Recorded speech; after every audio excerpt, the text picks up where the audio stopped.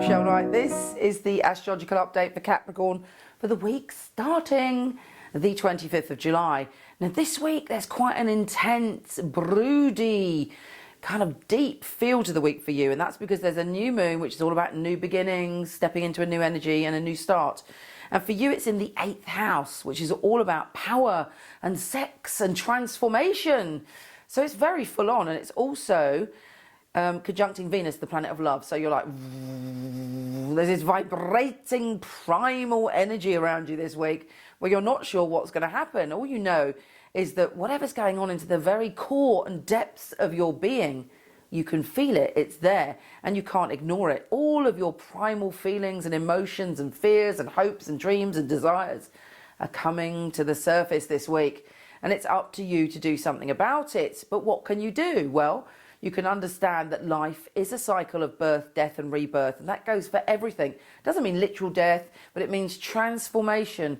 Whether you're in the securest of relationships or whether you're not in a relationship, that the tide of fate and the tide of life turns, and it turns in a cyclical manner.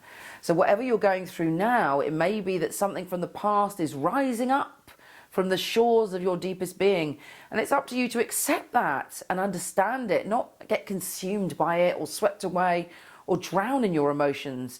It's about understanding that this is a part of life and that this too shall pass. Whatever this intense emotion is about, whether it's about your relationships, whether it's about your career, whatever it's about, you know, if you face and you surrender in a way to your primal fears, they cannot swamp you, they cannot overtake you, and you'll have a greater understanding of yourself.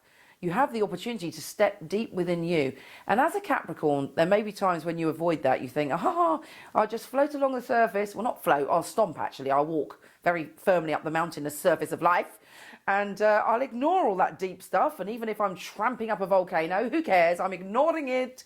And suddenly you're on that mountain of life and it's all kind of coming forward. Now, what you're going to do, you're not one to panic and leg it down that mountain as quickly as your little hooves will take you. No, you've got to assess the situation. You know, perhaps there's a drawbridge or a string bridge or a boat or somewhere that you can leap that's safe for you. But be aware of where you're standing is the key. Because let's face it, you're not the sort to randomly walk up a volcano.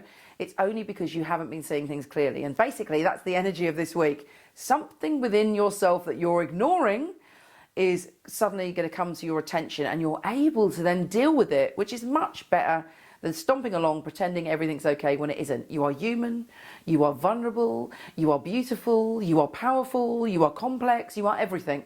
But most importantly, it's great to be true and honest to your deepest inner feelings.